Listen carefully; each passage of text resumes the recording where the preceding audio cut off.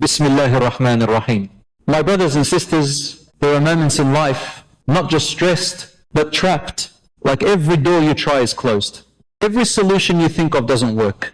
And deep down, there's this quiet fear. What if nothing changes? Maybe it's something you're going through right now. A situation you can't fix. A mistake you can't undo. A pressure that keeps building day after day. And the hardest part, no one really understands what you're carrying. You smile in front of people, you act like everything is fine, but inside it feels heavy. Now imagine this. 3 men traveling together, a storm suddenly hits, strong, unexpected. They rush into a cave, just looking for safety, just trying to survive the moment. And then it happens. A massive rock falls, blocking the entrance completely. No way out. No help coming, no signal, no sound, nothing. Just darkness, silence, and the realization this might be the end. What would you do in that moment? Panic? Blame each other? Lose hope? But these men did something different. They didn't argue. They didn't break down. Instead, they turned to Allah, not with long speeches, not with empty words, but with something deeply personal. They each chose to call upon Allah through the most sincere deed they had ever done, something no one else knew about, something they did purely for Him, because sometimes your way out is not in finding a new solution, but in reconnecting with something you did only for Allah. The Prophet ﷺ told us this story to teach something powerful, that when everything around you feels sealed, there is still a door open. But it's not outside. It's between you and Allah. So before you say, there's no way out, ask yourself, what do I have between me and Allah that is real, sincere, and only for Him? Because what those 3 men did next didn't just move a rock. It moved the mercy of Allah toward them.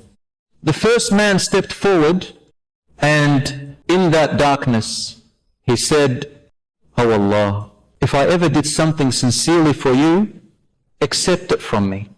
He began to speak about his parents.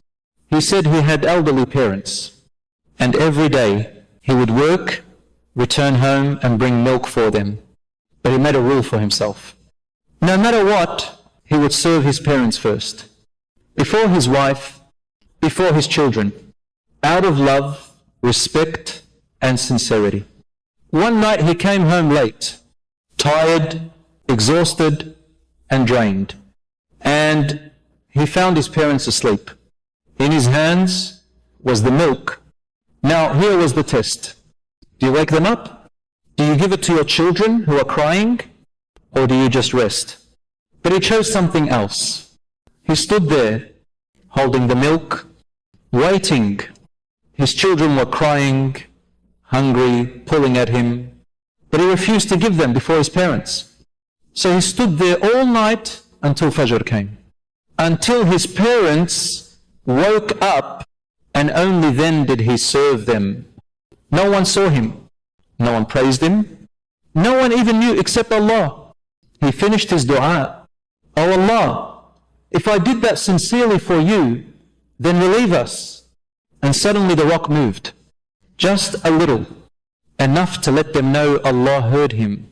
A hidden deed, done quietly years ago, was now saving his life. Then the second man stepped forward. His story was different. He spoke about a woman he loved deeply, a feeling many people understand, but she refused him. Time passed, and then a famine came. People became desperate. She came to him in need. He offered her money, but with a condition that crossed the limits of Allah. She agreed out of desperation. Everything was in place, no one watching, no one would know. And as he approached her, she said, "Fear Allah." Just that. And it hit his heart. In that moment he stopped. He stepped back. He chose Allah over his desire. He left her, left the money and walked away. He made his dua. Oh Allah, if I left that for your sake, then relieve us. And the rock moved again, more than before. Now light began to enter. Then the third man stepped forward. He spoke about a worker he had hired him, and after the job, the worker left without taking his wages. Time passed. Years passed. That money remained with him. He could have kept it. No one would know. But instead, he invested it. He grew it until it became a large amount of wealth. Years later, the worker returned. He asked for his payment. The man looked to everything and said, that is yours. The worker was shocked, but he gave him everything. Completely, sincerely. He made his dua. Oh Allah, if I did that for your sake, then relieve us. And the rock moved completely. The cave opened. They walked out saved. 3 different deeds, but one thing in common: sincerity. So ask yourself, what do you have that is only between you and Allah? Because one day that might be what saves you. And look at something deeper. They were together. They reminded each other of Allah in their hardest moment. No one said give up. They said turn to Allah. The Prophet ﷺ said, the example of a good companion and a bad one is like a perfume seller and a blacksmith. Who you surround yourself with matters, because they shape your heart. And finally understand this. Those men didn't know that one day they would need those deeds. But Allah preserved them. So when the moment came, those deeds became their rescue. So build something today, a prayer no one sees, a sin you walk away from, a good deed done quietly. Because maybe that one sincere act will be the reason Allah opens a door for you. When everything else feels closed. And never forget that the same Allah who moved that rock can move whatever is blocking your life. So when you feel trapped, don't just look for a way out.